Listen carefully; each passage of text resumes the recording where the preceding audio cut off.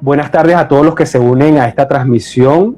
Bienvenidos a los que lo hacen a través de la cuenta J Psicosec, a los que lo hacen por la cuenta Profesor Leonardo Hernández y también a los que lo ven en diferido a través de Instagram y también a través de YouTube. También la bienvenida para ti, Jocelyn, que siempre y fielmente nos acompañas por aquí para ilustrarnos sobre estos temas de sexualidad que han resultado tan interesante para todos los que nos siguen y para nosotros mismos, por supuesto, intercambiando reflexiones e información. Es así. Jocelyn, hemos acordado, mejor dicho, hablar hoy sobre sexualidad y diversidad funcional. Es decir, veníamos hablando sobre más o menos cuál es el comportamiento esperado en el niño, en el adulto promedio y en las personas de la tercera edad. Y eso nos abre la puerta, por supuesto, a ver algunas variantes en las personas, porque, por supuesto, todos o no contamos con las mismas condiciones o tenemos diferencias individuales, por supuesto. Y dentro de esto se enmarcan las personas con diversidad funcional. Un poco para aclararle a los presentes, ¿a qué nos estamos refiriendo con eso de diversidad funcional? Vale.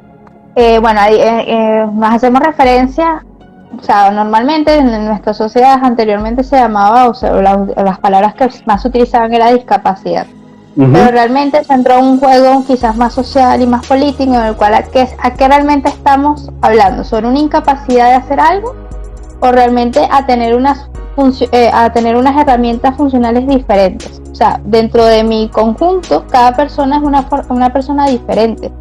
Y aunque no tenga quizás una discapacidad motora, o sea, o una diferencia a nivel motor, somos diferentes y vamos a tener y utilizar nuestras herramientas, nuestro cuerpo de una forma diversa, cada quien con lo que tiene. Entonces realmente a nivel social y el mismo colectivo de personas con diversidad funcional se sentían que realmente no eran incapaces de realizar cosas, simplemente tenían otras herramientas que te daban o te favorecían para realizar ciertas actividades de una forma diferente a que quizás el resto del mundo. De hecho, aquellas personas que tienen sorderos, ellos no lo ven como una incapacidad, simplemente lo ven como una situación más dentro de su vida que hace que mejoren otro tipo de sentidos, por ejemplo. Y con las que ellos y con las que están acostumbrados a vivir. Exactamente, entonces bueno, ahí está un poco la pelea de por qué se llama incapacidad o por qué se llama diversidad o por qué yo estoy mal, que realmente era un poco la palabra era peyorativa, ¿no? O sea, sí. te aparto dentro de la normalidad, de esta línea en el cual centralizamos lo que somos normales y ponemos a un lado a aquellas personas que no cumplen con ciertos aspectos similares. Pero realmente entonces la palabra diversidad funcional lo que hace es aglomerar a todos por igual. Todos somos diferentes, pero tenemos características fisiológicas, biológicas, o sea, de cuerpo y funcionales de manera diversa. Ahí me enredo un poquito, pero bueno, cada quien tiene unas funcionalidades diversas y va a poder actuar dentro de su vida con sus propias características, ¿vale? Claro. Y eso no tiene por qué responder directamente a una incapacidad física o mental. Eso que hablas es bien interesante porque como siempre nosotros evitamos ser deterministas, es decir, evitamos decir que algo se debe exclusivamente por algo, sino que entendemos que obviamente el organismo, el ser humano, es una composición de factores biológicos, psicológicos, sociales y también algunos están incluyendo incluso la dimensión espiritual, pero además es un organismo dinámico que se relaciona con su entorno. Entonces, esto que estás comentando es bien importante porque uno comienza a preguntarse si esta diversidad la marca un elemento biológico o funcional, en este caso motor o cognitivo, o si esta diversidad funcional lo marca una percepción social. Es decir, que un poco, voy a ser un poco gráfico, ¿qué fue primero, el huevo o la gallina? Es decir, es lo funcional que determinó la percepción social y eso afectó lo psicológico, es lo social que determina lo psicológico o determina lo biológico o limita el funcionamiento de un aspecto biológico que pudiera más o menos funcionar. O sea, es un entramado bien complejo. Lo importante, lo interesante en todo esto es que en efecto esto está afectando el comportamiento sexual, y creo que en eso es en lo que nos hemos venido centrando. Cómo estas variables de percepción social, como estas variables de yo con una persona, como una persona con diversidad funcional, puedo conceptualizar mi propia expresión sexual a partir de una concepción social, o cómo lo biológico en efecto está interactuando, lo biológico, fisiológico y funcional. Cómo eso está interactuando para que yo tenga más o menos una expresión sexual. Esto que estaba comentando, que quizás puede ser muy complejo para la mayoría, no, para los psicólogos es muy común hablar así de esto, pero sí quiero, para introducir el tema, hablar de algunos mitos que tengo por aquí y me voy a permitir leerlos, algunos mitos sociales que se han generado con relación a la sexualidad con las personas con diversidad funcional. Fíjate, uno de esos es, los discapacitados son asexuales. Los voy a leer primero y luego haremos algún comentario si se te ocurre, ¿no? Los discapacitados son asexuales. Aquí los nombran como discapacitados en este material que tengo, que es un poco viejo, pero así se mencionaba.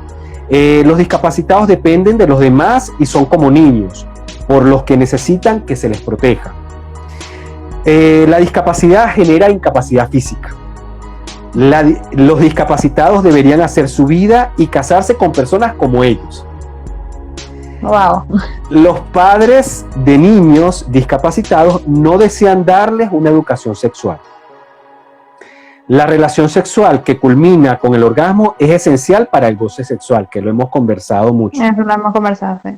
Si un discapacitado padece un trastorno sexual, casi siempre se debe a su condición de discapacitado, lo que habíamos dicho antes, ¿no? Si es social, psicológico, funcional, anatómico o fisiológico. Si una persona no discapacitada mantiene relaciones sexuales con un discapacitado, hombre o mujer, es porque no puede atraer a individuos normales. ¿Sí? Wow. Sí. Entonces, bueno, estos son algunos mitos. Ahí tienes, bueno, para encadenarte una hora. Totalmente. A ver, tenemos que partir del hecho de lo que ya venimos hablando durante semanas, de qué es la sexualidad, ¿vale? La sexualidad es un aspecto fundamental dentro de la vida de cualquier persona, que va desde que nacemos hasta que morimos. Y eso porque somos seres sexuados, o sea, nos conformamos en base a unos cromosomas, unos sexos, y de ahí partimos y nos desarrollamos y creamos nuestra sexualidad.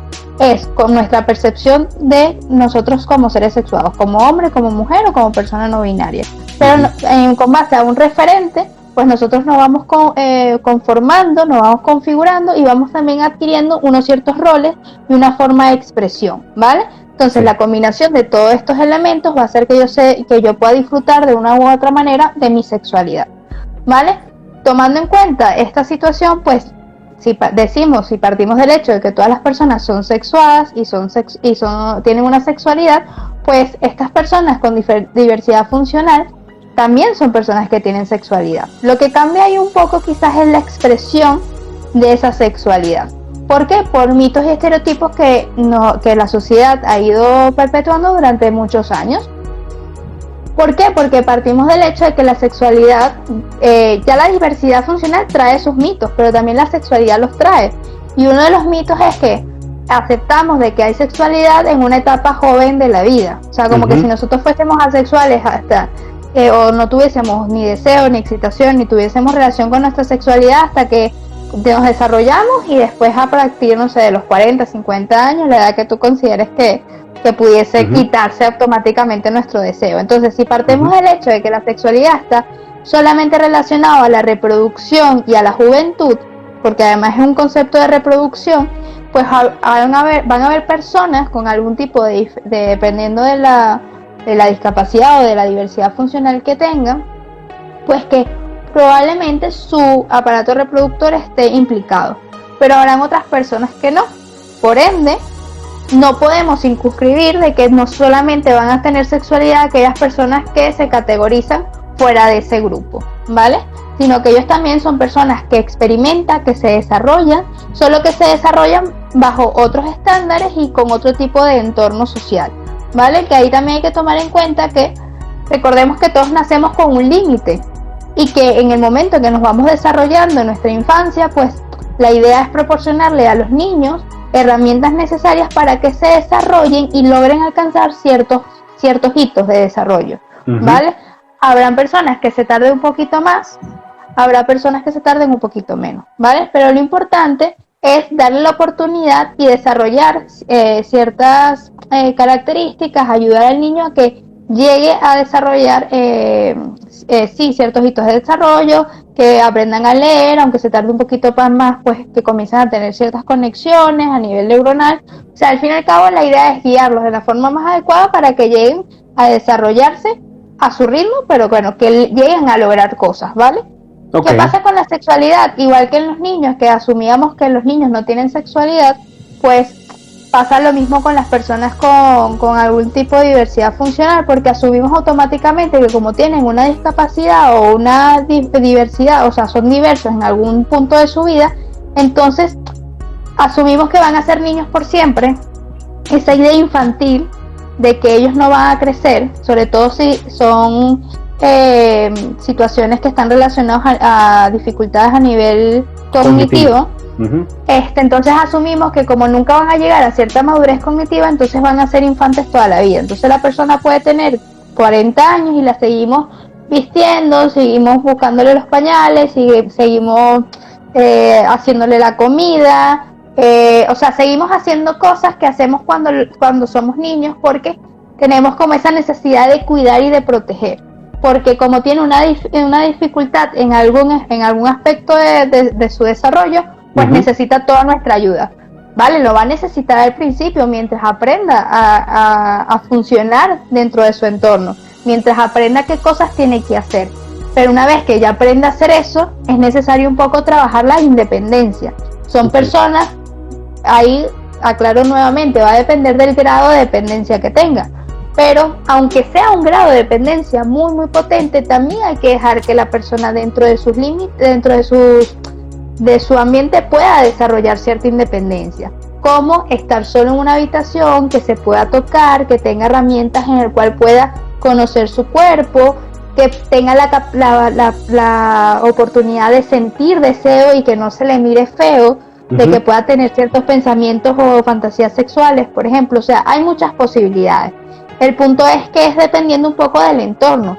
Y si tenemos una idea, una percepción de que va a ser un niño y que no va a lograr nunca esa independencia, o que siempre va a necesitar que alguien esté a su lado, que por lo general son los padres o las madres en su mayoría, pues imagínate una persona que tiene 40 años, pongamos un ejemplo, con un retraso mental, ¿vale? Leve, pero que necesita ciertos apoyos en ciertos momentos en su vida. Pues la familia por lo general asume que necesita el apoyo para todo. Sí. Y por ende no dejamos que esa persona pues evolucione a nivel personal, pero tampoco en sus relaciones con otras personas, a nivel de vinculación afectiva, a nivel de que se pueda tocar, de que pueda sentir deseo, porque al fin y al cabo va a llegar un momento biológico que va a llegar al punto de la adolescencia y se van a experimentar los pasos normales que pasa cualquier persona por la adolescencia. Va a sentir deseo, va a sentir satisfacción, va a tener curiosidad, va a querer comenzar a tocarse a sí mismo, probablemente a tocar a otras personas, y lo que hay que enseñar ahí es un poco de límites, pero hay personas que lo pueden hacer sin ningún problema y que lastimosamente es el medio ambiente que no le permite o no le da el espacio como más adecuado para que ellos puedan experimentar esas sensaciones. Okay. Había otro de los mitos, recuérdamelos un poco. Bueno, por ejemplo, uno de los mitos de que una persona, o sea, que las personas con discapacidad, por ejemplo, entiendo que se refieren a los que tienen algún tipo de diversidad funcional cognitiva, o también se refieren a los de diversidad funcional por lesiones medulares o motoras, deben relacionarse solo con personas iguales a ellos. O que una persona que no tiene algún tipo de diversidad o discapacidad no puede sentir atracción por una persona con diversidad funcional, o al revés. Claro, a ver, eso es completamente falso. Una persona puede sentir deseo y le puede agradar personas o sea, cualquier tipo de personas, porque repito, porque cada persona es diferente y cada persona va a tener una funcionalidad completamente diferente. Entonces, realmente sí es verdad que a nivel social seguimos, sabes que aquí el problema es lo que nosotros como sociedad pensamos. Pensamos que estas personas, como tienen cierta dificultad quizás en algún aspecto de su vida, por ejemplo, si soy sordo, pues tengo una dificultad en oír, obviamente no tengo la capacidad de oír, pues, pero me comunico de otras formas. Lo que pasa es que como socialmente el lenguaje hablado es el que tiene como más relevancia, pues asumimos que ese es el lenguaje que todo el mundo tiene que trabajar, pero existen muchos más lenguajes, existen muchas más formas de comunicarse, y el simplemente entender eso nos ayuda a abrir una cantidad de puertas importantes y ayuda a la persona a sentirse mucho más a gusto dentro del entorno donde está.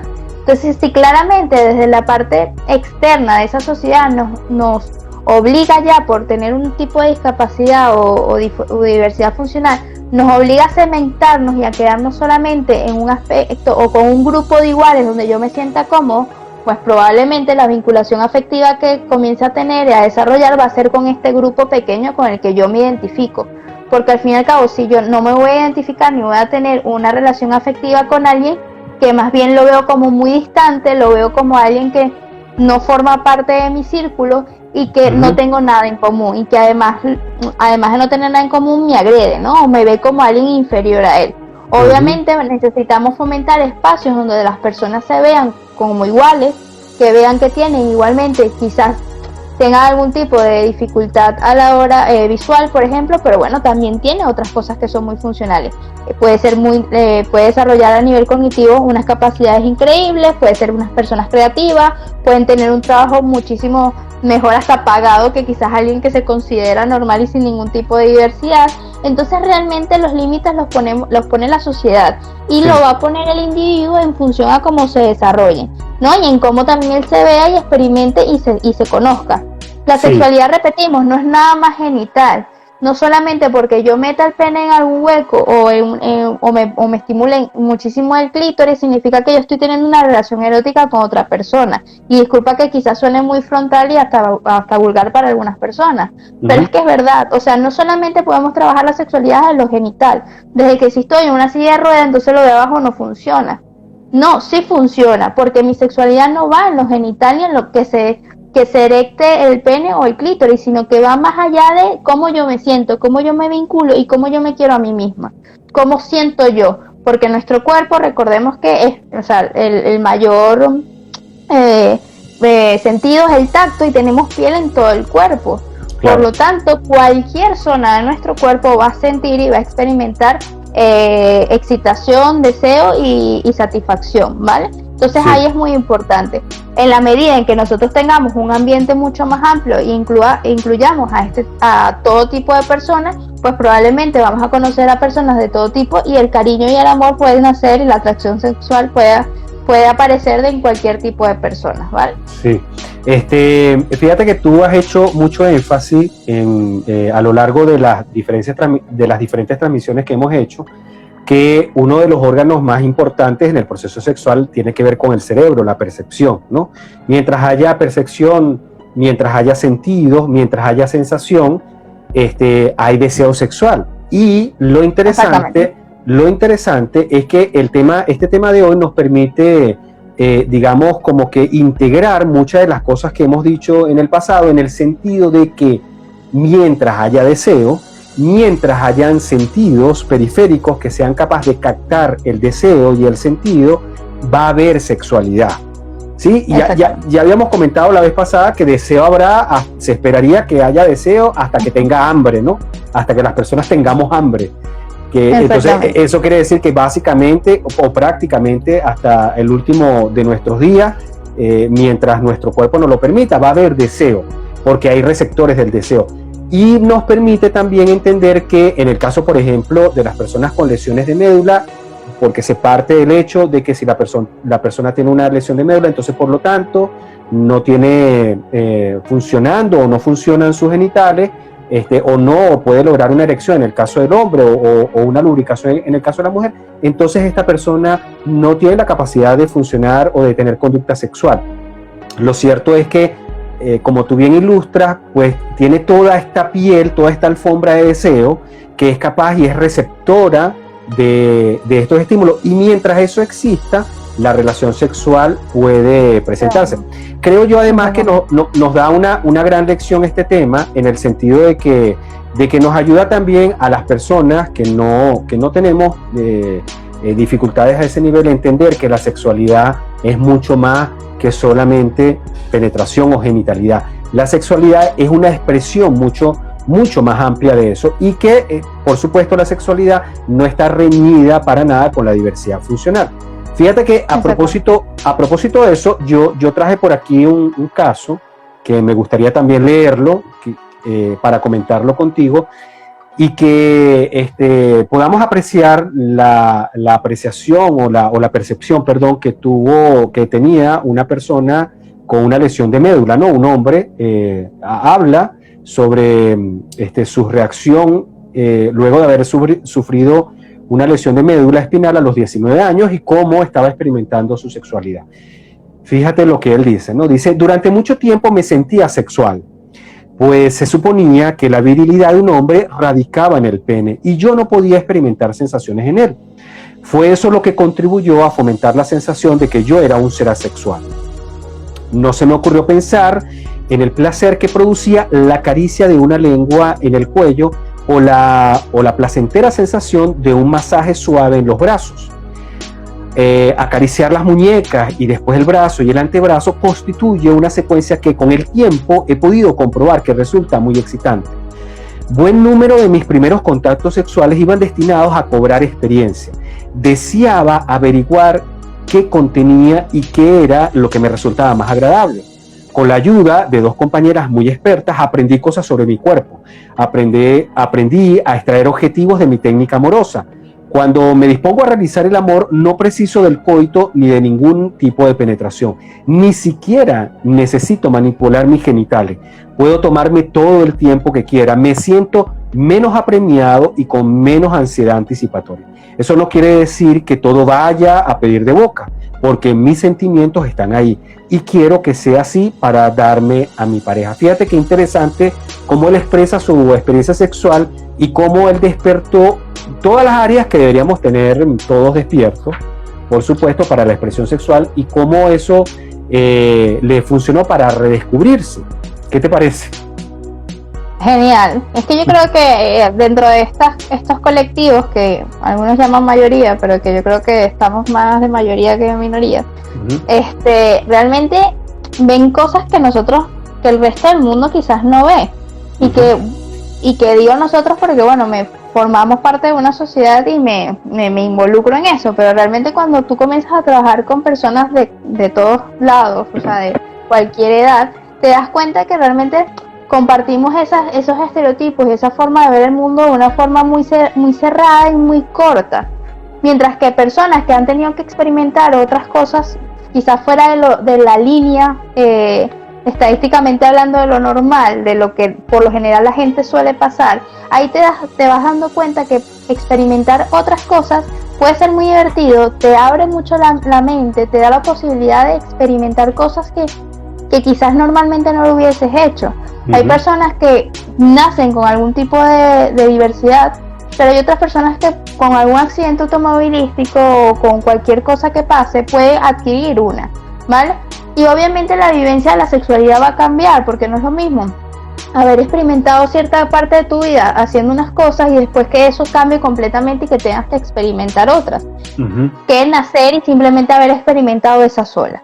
Entonces, realmente va mucho en conectar con lo que tú eres, con lo que te gusta, con tu cuerpo. Tenemos, lo que tú dices, una alfombra increíble de elementos que son satisfactorios. La piel te puede generar placer solamente tocarte la oreja, pero son cosas que por nuestra propia rutina, por también ser productivo, por todo lo que, si te quieres meter en la parte social, esto puede terminar siendo mucho más largo, pero que realmente por nuestras propias rutinas no hacemos. Y este tipo de personas, cuando comienzan a vivir su sexualidad, es muy gratificante escucharlas, sentirlas, porque te dan una perspectiva diferente y es una perspectiva más realista de lo que las personas deberíamos sentir con nuestro cuerpo y nuestra sexualidad. la sexualidad es mucho más de los genitales, es mucho más de lo que nosotros pensamos que cómo tenemos que disfrutar, es más de vinculación, de sentirnos bien, de que la otra persona nos pueda proporcionar cosas que son elementos importantes para nosotros. Por ejemplo, hay personas con movilidad reducida que obviamente el poder acceder a estimulación por lo menos directa con el mismo, o sea, las masturbaciones cuestan, porque bueno, si tengo cierta movilidad reducida, pues no puedo llegar a tocarme ciertas zonas de mi cuerpo, no puedo acariciarme, no existen quizás mis propios medios para poder satisfacer. Uh-huh. Pues hay otras herramientas como ayudas. De hecho, aquí en España, no sé ahorita cómo se estará moviendo en Venezuela, pero creo que eso no está ni pensado. Uh-huh. Pero sí es verdad que por lo menos ahorita aquí en España se está viendo como ayudas para este tipo de personas que necesitan apoyo. No se está buscando una prostituta ni una auxiliar, porque se pudiese pensar como alguien que me está colaborando para satisfacer mis necesidades.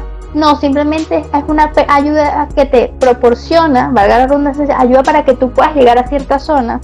Existen ahorita juguetes, se está creando una gran industria de apoyos para personas con movilidad reducida, que es muy potente y que está ayudando a que estas personas no vean la sexualidad y su disfrute como algo tan lejano, sino como algo que tienen muy cercano y que pueden hacer uso de él, ¿vale? Entonces los juguetes, más allá de verlos también como lo vemos normalmente para el disfrute, para innovación y demás, pueden ser muy útiles para personas que realmente necesitan ayuda externa, que necesitan probablemente una vibración en una zona que quizás no llegue. O sea, estas personas realmente van descubriendo otras zonas de su cuerpo que pueden ser muy satisfactorias, y es muy lindo verlos cómo lo hacen y también te pone a pensar mucho en cómo nosotros vivimos nuestra propia sexualidad. Y por eso a veces soy muy fastidiosa y hago mucho énfasis en lo que tú dices, ¿no? O sea, nuestro deseo está en la cabeza, nuestra sexualidad es lo que nosotros queremos vivir. Es nuestra parte, es cómo conectamos con nosotros. No es solamente en cómo yo follo con alguien más, penetro a alguien más, o me penetran, o me tocan los genitales, o el pecho. No, es mucho más. Es lo que yo me vinculo. Cuando yo estoy con alguien, doy algo de mí. Y eso que recibo va a ayudar a que mi autoconcepto, mi percepción de mí mismo cambie, mejore, se fomente, que yo conozca qué tipo de sensaciones son las que más me agradan, que yo sepa decir no, que yo sepa decir sí. O sea, la forma en cómo nos relacionamos, eso es la sexualidad. Entonces las vinculaciones hay que cuidarlas, hay que entender que estamos en una sociedad que nos pone muchos estereotipos de cómo tendríamos que vivir, pero que cuando tocamos estos temas con personas con diversidad funcional es un abanico enorme. No se quedan con el no, sino que no, yo tengo derechos, ¿vale? Y sí, ellos tienen derecho de vivirlo y de experimentar, y que creo que siempre es importante, porque al fin y al cabo siempre vamos a tener cercano a alguien que tenga algún tipo de diversidad funcional, y va en nosotros también como personas no negarles la posibilidad de disfrute, porque al fin y al cabo el negar que tengan sexualidad es negar que sean personas que puedan disfrutar. Entonces ellos no nacieron nada más para, no sé, ser un bulto en la sociedad, que es un poco también la percepción que se tiene. Ellos son personas, y como todas personas disfrutan, se vinculan, y al fin y al cabo viven, y vivirían su vida de la forma que ellos consideran más adecuada. Por eso también lo que decía al principio de la autonomía, de dejarlos ser independientes, porque por más dependencia física o mental que tengan, hay una independencia ahí, así sea mínima, y hay que procurar como familiares y como medio ambiente, sociedad, dejar que tengan esa oportunidad de vivirse como personas sexuadas, porque si no le damos la oportunidad, estamos haciendo que haya personas que vivan una forma muy, no sé, poco divertida de vivir, porque si no conectas de la satisfacción, ¿con qué estás conectando? Okay. Jocelyn, como te decía hace un momento, creo que este tema ayuda a retomar el tema de las recomendaciones generales, porque finalmente creo que terminamos siempre en el mismo punto. Es decir, ¿qué recomendaciones le tendríamos que dar a todo el mundo para que se comience a vincular para que deje de, o sea, para que no convirtamos la expresión del sexo en coitocéntrica o orgasmocéntrica. ¿Qué recomendaciones le pudiéramos dar a todo el mundo, aprovechando de que el tema de la diversidad funcional nos da pie para eso, para explorar otras opciones? ¿Qué podemos decirle a la gente? Bueno, primero que estemos un poco más abiertos a las diferentes expresiones sexuales, ¿vale? No podemos quedarnos con las típicas expresiones sexuales de coito, besos, caricias, una salida, o sea, como todo muy esquemático. La sexualidad es mucho más amplia de lo que nosotros queramos, y que gracias a toda esta revolución que estamos viviendo a nivel de sociedades, a las tecnologías y demás, podemos ver muchos más elementos que tienen que ver y que son relevantes dentro de nuestra sexualidad. Entonces vamos a guiarnos por eso. Sé que hay generaciones que quizás le cueste mucho más, pero esta generación de jóvenes actualmente me gusta mucho porque son mucho más críticos y están como mucho más aventureros y respetan mucho más. Entonces yo creo que cuando entramos en la sexualidad hay que partir desde el respeto y la tolerancia. A ti te gustan unas cosas porque te criaron así, porque te gustan esas cosas, pero hay otras personas que le gustan otras. Entonces partir del hecho de lo que te gusta a ti no necesariamente le tiene que gustar a otro. Por ende, tienes que dar un espacio a que cada persona, independientemente de su condición, viva lo que quiera vivir y se exprese de la forma que se quiere expresar. Eso quiere Desde decir, la tolerancia. perdona, eso quiere decir que también lo dijiste con el caso de las personas de tercera edad, que hay que ofrecer los espacios de expresión, espacios íntimos, por supuesto, ¿no? Nadie está hablando de espacios públicos, sino que entender que esas personas también necesitan expresión de su sexualidad y necesitan las condiciones. Tú lo comentabas la vez pasada, si ponemos, por ejemplo, al abuelito a dormir en el cuarto del nieto, su expresión sexual se limita. Lo mismo pasa con las personas con diversidad funcional. Debemos entender que esas personas siguen teniendo deseo, siguen teniendo necesidad y necesitan también el entorno adecuado para expresar su sexualidad. Exactamente, entornos donde reina el respeto y la tolerancia, también la comunicación, el saber qué las personas que quieren, qué necesitan, porque si partimos de una persona que tiene una dependencia importante, pues obviamente nosotros somos el vínculo para ayudarles a que esa persona pueda experimentar y disfrutar su sexualidad de la forma más adecuada. Probablemente no lo sepa comunicar como quizás tú y yo lo podamos hacer, pero en la medida en que nosotros toleremos y entendamos que es una persona y que tiene sus deseos y que tiene sus gustos y que necesita de alguna forma, qué sé yo, tocarse, vincularse con otros, que ve, quizás ponemos a la persona que quizás tenga una dependencia muy importante y la ponemos siempre en la puerta para que vea a los vecinos.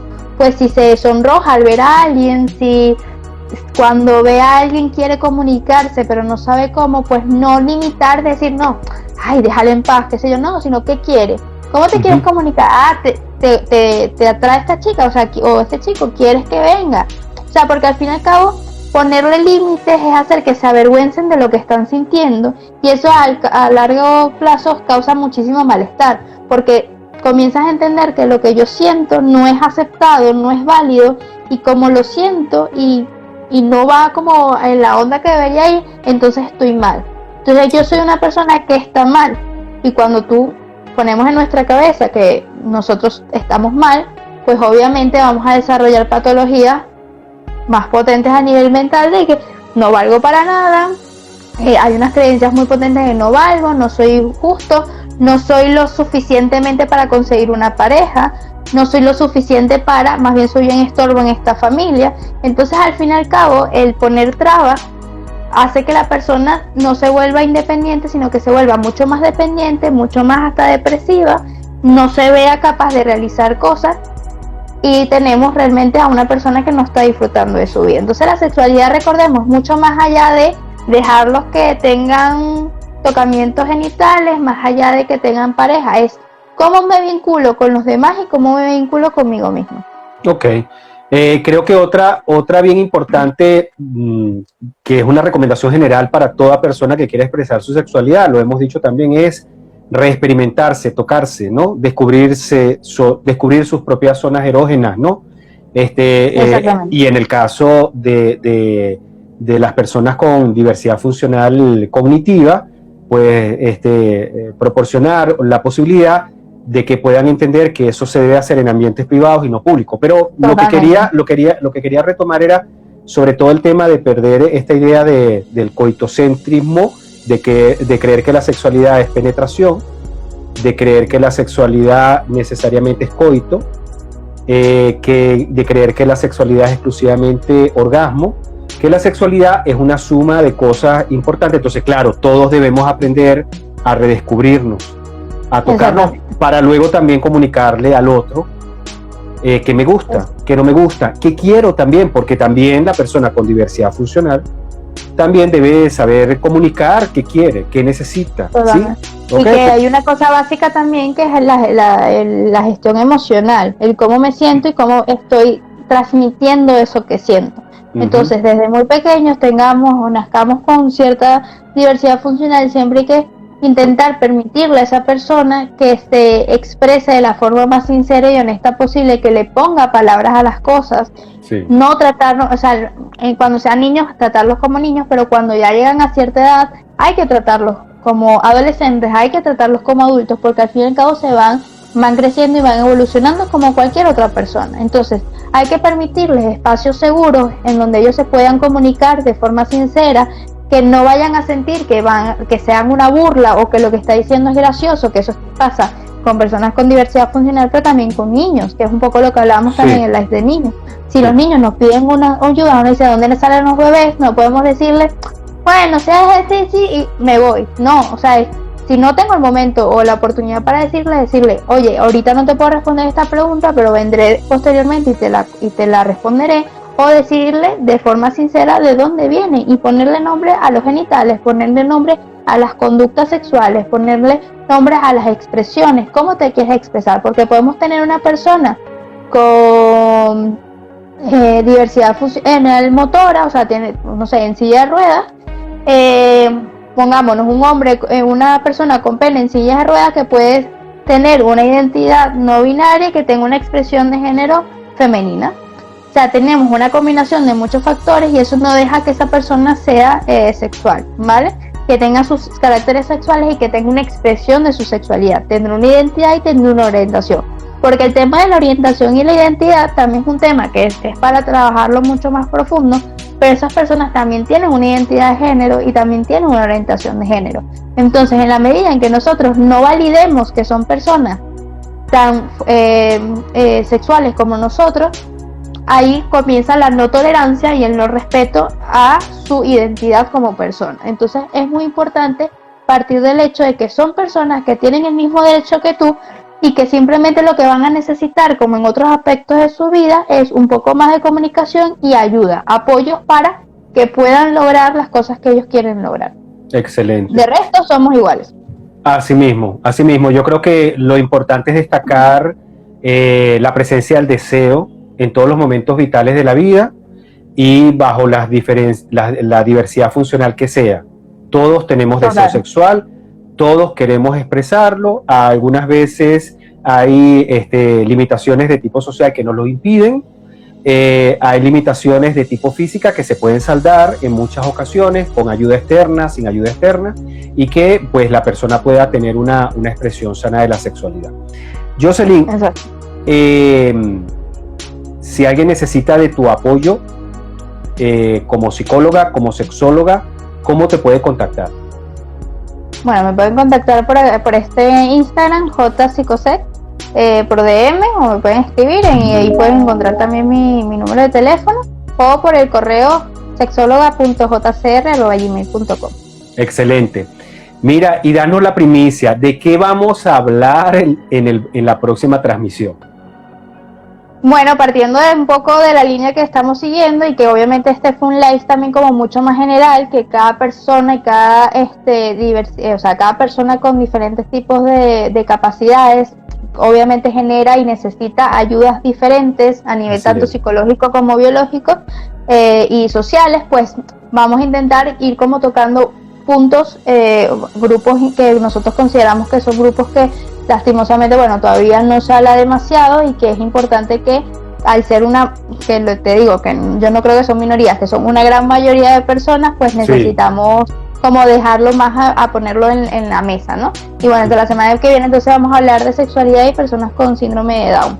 Me parece que es un tema súper bonito, que es un tema que hay que seguir hablando, hay que seguir poniendo sobre la mesa, como dije, porque seguimos teniendo muchos estereotipos como los que tú leíste hace rato, que a veces tú dices, wow, todavía existe gente que piensa así, y sí, o sea, la respuesta es que sí, pero que va en la educación sexual, el tener este tipo de espacios como el que tú me permites tener contigo, que van ayudando a que las personas tengan mucho más conocimiento y que entiendan que la sexualidad es mucho más que sexo, ¿vale? Así mismo es. Que unos genitales en particular. Entonces, bueno, esperemos a ver cómo nos va la semana que viene. Maravilloso, maravilloso. Bueno, quiero agradecer a todos los que estuvieron presentes en esta transmisión, a quienes nos siguen por JPsicosec, a los que nos siguen por Profesor Leonardo Hernández y a los que nos siguen también por YouTube y ven estas transmisiones en diferido. Jocelyn, muchas gracias nuevamente por estar con nosotros, por aclararnos todos estos temas y nada, te deseo una feliz noche y nos vemos la próxima semana. Claro que sí, muchísimas gracias a ti por la invitación nuevamente y nada, nos vemos la semana que viene. Gracias por conectarse. Claro que sí. Chaito. Adiós, chao.